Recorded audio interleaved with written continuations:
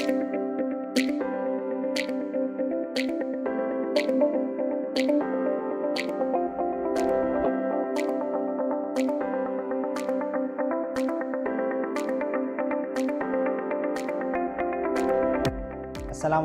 warahmatullahi wabarakatuh. Perkenalkan, saya Mas Budi SE, MEI, dosen program studi Ekonomi Syariah, Fakultas Keislaman, Universitas Trunojoyo Madura. Pada kesempatan ini, saya akan menyampaikan pernyataan diri dosen sebagai bagian dari unjuk kerja Tridharma Perguruan Tinggi pada aspek pelaksanaan pembelajaran. Mata kuliah yang saya ampu adalah Politik Ekonomi Syariah. Mata kuliah ini berbobot 3 SKS yang dirancang untuk membangun kemampuan mahasiswa memahami hubungan antara kekuasaan politik, sistem ekonomi, dan nilai-nilai syariah dalam merumuskan kebijakan publik yang berkeadilan. Pembelajaran tidak berhenti pada penguasaan teori saja, tetapi mendorong mahasiswa menganalisis dinamika politik ekonomi Islam dari masa klasik hingga kontemporer, sekaligus mengkaji berbagai isu strategis seperti geopolitik global, oligarki, perdagangan internasional, investasi, serta penguatan keuangan syariah di Indonesia. Pelaksanaan pembelajaran mengacu pada CPL Prodi yang meliputi 7 CPL, yaitu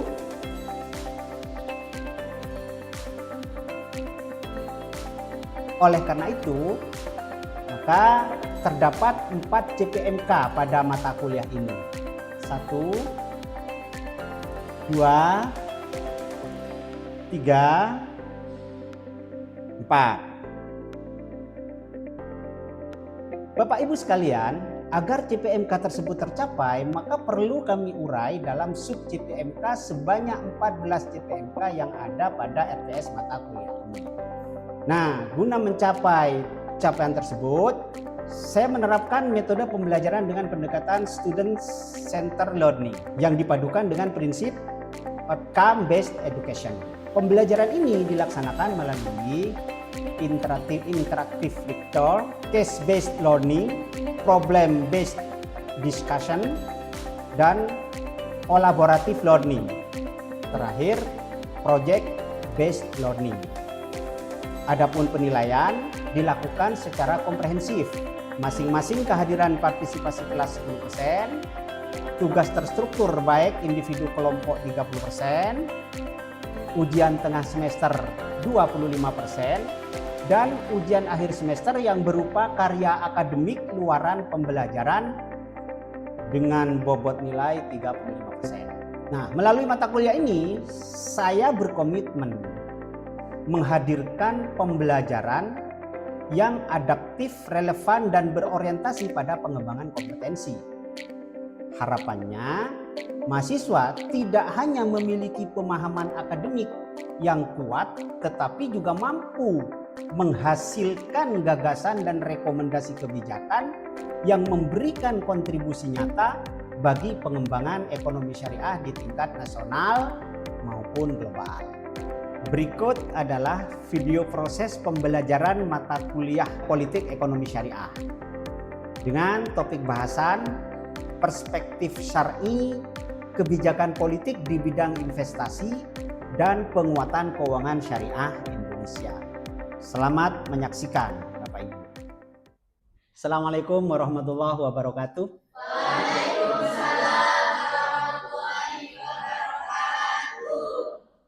Bismillahirrahmanirrahim. Alhamdulillahirabbil alamin. Shalatu wassalamu ala sayyidil anbiya wal mursalin wa ala alihi wa ashabihi ajmain. Anak didikku sekalian yang dirahmati Allah Subhanahu wa taala, mari sebelum kita mulai perkuliahan, kita berdoa dulu kepada Allah Subhanahu wa taala. Semoga apa yang akan kita pelajari memberikan manfaat, memberikan dampak bagi kita dan bagi orang-orang yang kita sayangi serta bagi masyarakat pada umumnya di Indonesia. Amin, Allahumma amin. Ala hadiniyah bi syafaati Rasulillah sallallahu alaihi wasallam bisirril Fatihah.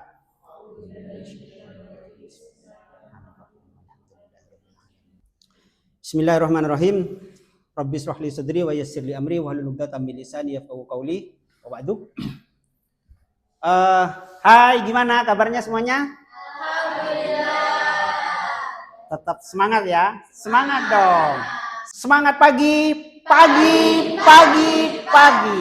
Terima kasih, tepuk tangan untuk kita semua.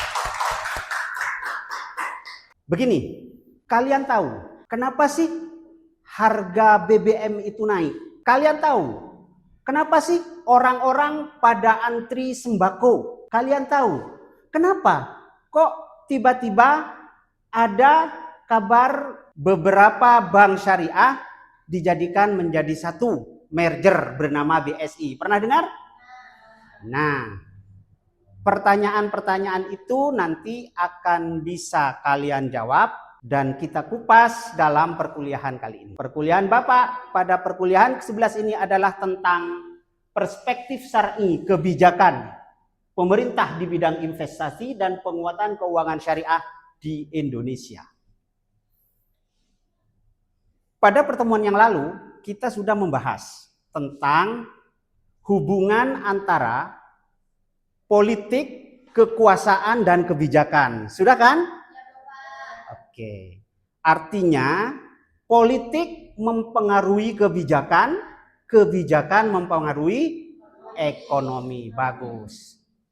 Pinter-pinter ya anak didik Bapak pada pagi hari ini.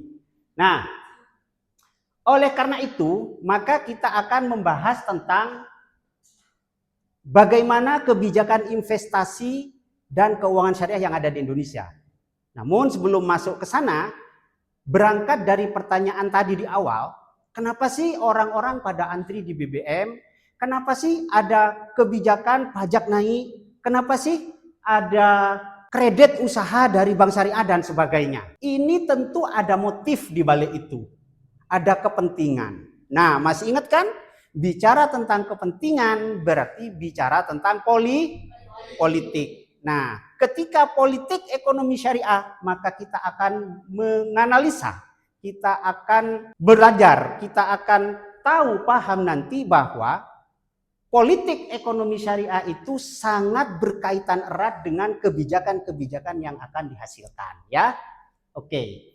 Nah, kita mulai dari konsep investasi. Investasi di dalam Islam itu berasal dari kata samaro. Samaro itu artinya buah atau hasil. Kalau dirubah menjadi istilah dalam kaidah bahasa Arab wazan istaf'alah menjadi istasmaroh, yastasmiru, istismaron berarti mengusahakan harta atau aset berbuah atau menjadi untung, mengembangkan harta bertambah nilainya atau memanfaatkan sesuatu untuk memperoleh hasil. Nah, karena buah, maka berbicara tentang buah, berarti buah itu tidak hanya bermanfaat bagi kita sendiri yang aset berkembang, tetapi juga harus bisa memakmurkan masyarakat lain dari manfaat bertambahnya aset tersebut. Oke, nah makanya secara terminologi, secara istilah di dalam ekonomi Islam dikatakan istismar itu atau investasi. Istismar itu investasi ya? Investasi itu adalah kegiatan. Coba tolong bacakan kegiatan apa itu? Kegiatan menanamkan atau mengelola harta pada suatu usaha yang halal dengan tujuan memperoleh keuntungan yang sah. Bagus, terima kasih. Kita kasih tepuk tangan untuk teman kita. Oke. Nah, ada kata kunci selain mendapatkan harta, selain mendapatkan hasil, di sini ada kata kunci halal dan prinsip-prinsip syariah. Maka di dalam investasi syariah ada prinsip-prinsip yang harus dipenuhi. Tidak seperti konsep investasi secara umum yang penting hasil. Mbok itu nipu, mbok itu merugikan orang lain, tetap dikerjakan yang penting hasil. Tetapi kalau kita di dalam konsep ekonomi syariah, karena kita bicara mata kuliah politik ekonomi syariah, maka ada kata kunci. Usaha tempat kita investasi itu, menanamkan modal itu harus usahanya halal dan prinsip-prinsip syariah lainnya. Nah, dasar Al-Qur'annya jelas karena kita politik ekonomi syariah, kita politik ekonomi syariah. Nah, politik ekonomi syariah di situ ada prinsip-prinsip yang menjadi dasarnya, menjadi basicnya. Coba ini ada ayat Al-Quran. Ini ayat yang melarang tentang riba, menghalalkan jual beli. Dulu orang jahiliyah, ceritanya begini. Dulu orang jahiliyah di Mekah bilang bahwa riba itu sama dengan jual beli. Kalau jual beli menjual sesuatu dengan harga lebih dari harga kulanya, maka memberikan pinjaman terus minta imbalan lebih itu sama, kata orang jahiliyah. Sama dengan jual beli. Al-Quran menegaskan tidak sama. Bedanya di investasi, di jual beli ada resiko. Bisa rugi, bisa untung. Makanya boleh mengambil keuntungan, mengambil laba. Tapi kalau memberi pinjaman, bisa rugi, bisa untung enggak? Enggak bisa. Maka tidak boleh mengambil keuntungan dari pinjaman. Ini prinsip di dalam ekonomi syariah. Nah, ayatnya jelas ya. Bismillahirrahmanirrahim. Alladzina ya'kuluna ar-riba la yaqumuna illa kama yaqumul ladzi yatakhabbathu asyaitanu minal mas. Dzalika bi annahum qalu innamal bai'u mithlu riba wa ahallallahu al-bai'a wa harrama ar-riba. Ya kan? Faman ja'ahu mau'izatun min rabbih fantaha falahu ma salaf wa amruhu ila Allah. Wa man ada fa ulaika ashabun narihum fiha khalidun. Jelas diancam dengan api neraka bagi para pelaku riba, orang yang memberikan pinjaman, orang butuh pinjaman dan menarik keuntungan dari pinjaman yang diberikan tanpa risiko apapun. Oke. Nah, bicara kita bicara tentang investasi, maka ini ada ayat lain juga, surat Yusuf dari ayat 47 sampai 48. Kenapa kita ini harus berinvestasi? Nah, jawabannya disinggung di ayat ini. Coba saya ingin tahu, ingin dengar ngajinya, kan sudah pintar-pintar kan? Coba kamu Maimunah.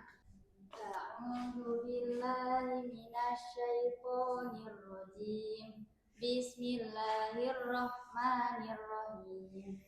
Qala tazra'una sab'a sinina da'aba fama hasadtum fadharuhu fi sumbulihi illa qalilan mimma ta'kulun. Artinya sekalian?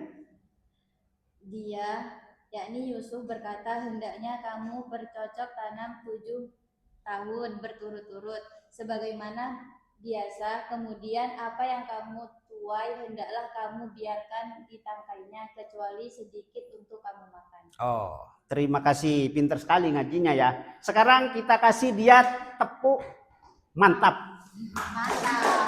Bukan begitu, tepuk mantapnya begini. Tepuk mantap, mantap, mantap, mantap. Sekali lagi, untuk Maimunah, tepuk mantap. Oke. Bapak seneng kalau anak didik Bapak pintar ngaji. Karena kita ekonomi syariah, kita politik ekonomi syariah. Ini lanjutan ayat yang di bawahnya. Dari ayat 47 ini lanjutannya. Tadi cewek sudah. Sekarang cowok. Oh ya, bagus. Terima kasih. Silakan. Summa ya'ti min ba'di dzalika sab'un shidadun ya'kulna ma qaddamtum lahunna illa qalilan mimma tusinun. Sekalian artinya? Kemudian setelah itu akan datang 7 tahun yang sangat sulit yang menghabiskan apa yang kamu simpan untuk menghadapinya kecuali sedikit dari apa bibit gandum yang kamu simpan. Oke. Biar adil, tadi kan Maimunah dikasih tepuk mantap. Maka ini kasih juga tepuk tepuk bagus. Tepuk bagus. Oke. Terima kasih kita semua. Nah, ketika kita menyimak ayat ini, maka memang penting sekali investasi. Jika ayat ini menunjukkan pentingnya investasi karena hari esok tidak ada yang tahu kan, maka perlu menyimpan, jangan-jangan apa yang kita tanam itu bisa berbuah, bisa lebih manfaatkan hasilnya tidak hanya untuk kita sendiri, tetapi untuk masyarakat seluruhnya di saat masyarakat butuh makanan itu, di saat masyarakat butuh aset itu, di saat bangsa dan negara sedang membutuhkan bantuan. Maka investasi penting, ya. Nah, ini tadi yang membedakan ya, investasi syariah dengan investasi umum pada umumnya. Jadi ada prinsip-prinsip syariah, yaitu tujuannya untuk memperoleh keuntungan sesuai dengan prinsip syariah, ini kan, ya. Terus selain mendapatkan keuntungan, supaya harta itu produktif. Produktif dalam artian harta itu tidak diam saja, tetapi berkembang, dan perkembangan itu memberikan kehidupan bagi orang banyak. Oke. Nah, ini yang akan kita kaji. Kebijakan-kebijakan investasi syariah di Indonesia ada ini. Berakar kemana? Ini regulasinya, perundang-undangannya. Ada Undang-Undang Nomor 25 tahun 2007 tentang penanaman modal, Nomor 21 2008 tentang khusus perbankan syariah, 19 tahun 2008 tentang surat berharga syariah atau SBSN. Terus ada POJK-nya tentang penerapan prinsip syariah di pasar modal dan seterusnya. Ya, coba saya kasih waktu 2 menit, silahkan disimak. Habis ini saya tanya, apa korelasi hubungan antara regulasi secara umum dengan peraturan atau regulasi investasi syariah yang ada di Indonesia? Sudah ya? Oke. Siapa yang bisa? Oke. Ayo, Nanda Zaituna, silakan. Secara konseptual, regulasi investasi syariah di Indonesia itu ada hubungannya Bapak dengan regulasi investasi nasional yang umum Bapak. Karena keduanya itu sama-sama menggunakan hukum investasi umum sebagai pondasinya. Hanya gimana kalau di investasi syariah itu hanya menambahkan prinsip-prinsip syariah sebagai pengaturan khusus atau lex spesialis Bapak. Namun Bapak, hal ini sepenuhnya belum terintegrasi Bapak, karena regulasinya masih tersebar pada berbagai undang-undang dan pengaturan sektoral. Kemudian sinkronisasi antar regulasi belum juga optimal, serta belum tersedia insentif dan kerangka hukum terpadu secara khusus mendorong pengembangan investasi syariah dan model pembiayaan inovatif seperti Islamic Blended Finance. Oke, I see. Maksudmu saya paham. Berarti kalau saya simpulkan kurang lebih ada 3.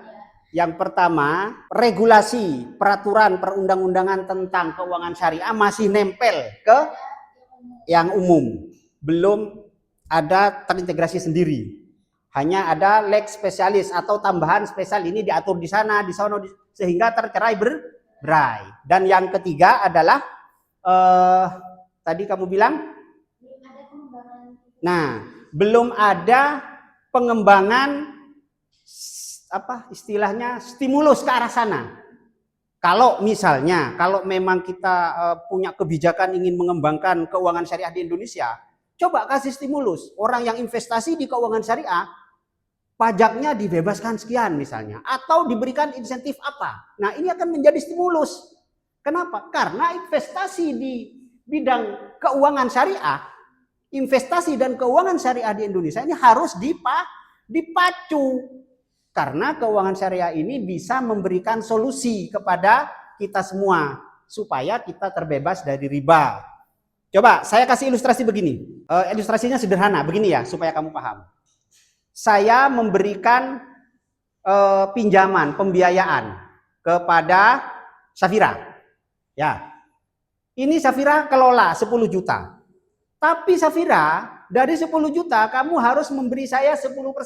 Bukan dari keuntungan, dari 10 juta. Kamu kelola selama 10 bulan. Berarti kamu harus memberikan 1 juta ke saya tiap bulan. Nggak peduli bisnismu untung atau buntung. Kalau untung nggak masalah. Kalau buntung, apa nggak semakin hancur dia? Ada berapa safira-safira di Indonesia yang terpuruk di perbankan karena nggak bisa bayar? Ya kan? Nah, solusi keuangan syariah, investasi syariah ini menjadi solusi. Loss and profit sharing. Untung bareng, rugi bareng. Dalam artian yang nanggung rugi adalah pemilik modal. Pengelola hanya menanggung waktu yang rugi untuk mengelola. Oke? Selanjutnya kita kasih waktu yang ingin bertanya. Siapa yang ingin bertanya? Oke. Terima kasih Bapak, izin bertanya. Seperti yang kita ketahui bersama bahwa aset keuangan syariah Indonesia saat ini kan mencapai 3.000 triliun. Namun pangsa pasarnya itu baru 11%, yang artinya itu senilai dengan 330.000 triliun. Nah, mengapa demikian Bapak? Nah, Terima kasih. pertanyaan yang bagus, luar biasa. Pertanyaan seperti ini yang akan menjadi pengambil keputusan kelak 5 tahun atau 10 tahun yang akan datang. Semoga kamu menjadi penentu kebijakan di negeri ini. Amin. Begini, kita bicara tentang ini, konektivitas OJK, BI, Bursa Efek Indonesia, dan KNKS. Ya, jika masing-masing leading sektor ini bergerak bersama sesuai dengan fungsinya, OJK memberikan regulasi yang menguntungkan bagi investasi, mendukung investasi syariah. Terus BI menjaga stabilitas nilai tukar dan infrastrukturnya. Bursa Efek menyediakan mengembangkan pasar modal. KNKS menjadi akselerator pengembangan ekosistem ekonomi investasi syariah di Indonesia. Maka space tadi yang dari 3.000 triliun aset keuangan, industri keuangan yang ada di Indonesia, yang ekonomi syariah hanya dapat 330 triliun, 11% kurang lebih, ini akan bisa diminimalisir. Masyarakat ini perlu gerakan bersama dididik. BI benar-benar memberi dukungan dorongan luar biasa kepada sektor perbankan dan investasi. OJK membuat piranti hukumnya, peraturannya, dan yang terpenting organisasi-organisasi kemasyarakatan termasuk NKS dan organisasi lain seperti kampus, seperti kita-kita, ini harus mengedukasi kepada masyarakat. Makanya sekarang Indonesia ini masih kalah dengan Malaysia. Ini kenapa? Nah, kita kan bicara politik ekonomi syariah. Pertanyaan besarnya, benarkah para pelaku bisnis besar di Indonesia ini benar-benar punya kepentingan untuk bersama-sama memajukan ekonomi syariah yang didukung oleh pemerintah dan semua komponen yang ada? Karena lagi-lagi bicara siapa yang diuntungkan. Ketika memang menguntungkan satu pihak, maka pihak tersebut akan berusaha maksimal. Tetapi jika tidak merasa diuntungkan, maka ya setengah hati. Oke, itu ya, Safira itu ya. Oke, terima kasih. Selanjutnya, satu lagi. Saya Pak. Oke, silakan. Saya ingin tanya apa sebabnya tingkat literasi 43,40% dan inklusi keuangan 13,41%. Nah, oke. Ini sebenarnya pertanyaannya mirip-mirip ya. Kalau di sana berbicara tentang besar volume aset di industri keuangan, tapi kalau ini bicara tentang di internal syariah. Nah, literasi syariah artinya pengetahuan orang di Indonesia tentang bank syariah, tentang instrumen keuangan lainnya seperti ini, sistem keuangan syariah, fintech, siswa, pasar modal, sukuk. Ini sebenarnya orang sudah banyak tahu di Indonesia. Tadi disebutkan angkanya mencapai 43,sekian%. Sudah banyak tahu, 43% dari rakyat Indonesia ini tahu. Tapi sekalipun tahu, mereka nggak terlibat, nggak minat. Keminatan mereka hanya berapa persen? 13,4%. Hanya 13%, jauh ada space. Jadi ada orang yang tahu tapi nggak mau melakukan. Bukan, nggak ada niat. Ini butuh gebrakan politik. Saya berdoa, semoga kalian nanti ketika menjadi 5 tahun, 10 tahun yang akan datang, menjadi tokoh-tokoh bangsa, menjadi pengambil keputusan di bangsa ini yang mendukung ekonomi syariah. Mungkin saja perlu penjelasan lebih lanjut, kampanye lebih masif kepada masyarakat. Supaya masyarakat sadar bahwa keuangan syariah itu memang menjadi solusi untuk menghindari riba. Seperti tadi dicontohkan, untuk menghindari jeratan rentenir, untuk menghindari kerugian sepihak. Karena sistem investasi di keadaan keuangan syariah menjanjikan keuntungan bersama, loss and profit sharing. Nah, makanya tantangannya ini ke depan. Pangsa pasar yang masih kecil, literasi, digitalisasi ini menjadi tantangannya. Seperti kasus merger BSI. BSI ini sudah merger di 2021. Pertanyaan besarnya, dengan mergernya BSI, dengan mergernya Bank Syariah, Bank Syariah Mandiri, apalagi BRI Syariah, BNI Syariah dilebur menjadi satu di 2021 menjadi BSI ya, di merger. Sekarang siapa yang nggak mengakui? Asetnya menjadi besar, bank 10 besar di dunia. Efek ke masyarakat kecil apa? Itu masih dipertanyakan. Ya, jangan-jangan hanya besar secara korporasi, efisien di dalam manajemen, tetapi merangkul masyarakat bawah untuk mendukung UMKM, jangan-jangan masih kurang. Nah, itu menjadi PR kita semua. Semoga kita semua bisa bergerak bersama-sama untuk memajukan keuangan ekonomi syariah untuk mendukung solusi permasalahan bangsa ini dan masyarakat kita. Amin, Allahumma amin. Semoga bermanfaat. Mungkin itu ya yang bisa Bapak sampaikan pada hari ini.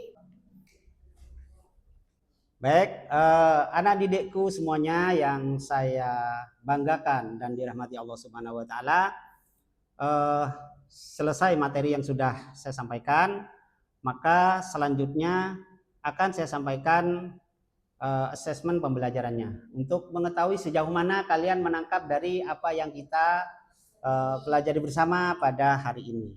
Untuk itu, ini sudah saya buat di Google Classroom-nya ya. Silahkan diakses Google Classroom-nya dengan kode akses ini. Di dalamnya ada kuis. Nanti hasilnya akan langsung kelihatan. Saya setting langsung kelihatan. Nanti akan ada transparansi. Semua kelihatan di situ nilainya untuk pembelajarnya ya. Oke. Terima kasih untuk perhatiannya. Selanjutnya kita akhiri perkuliahan kita dengan doa kafaratul majlis.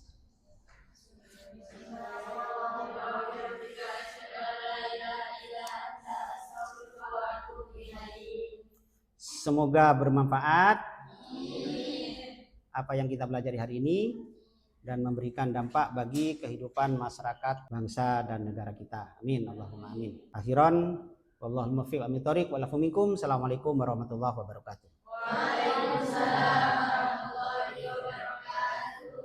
Video ini digunakan sebagai salah satu syarat penyusunan dokumen penyertaan dosen dalam unjuk kerja Tridharma Perguruan Tinggi atau PDD Dikti UKT-PT 2026.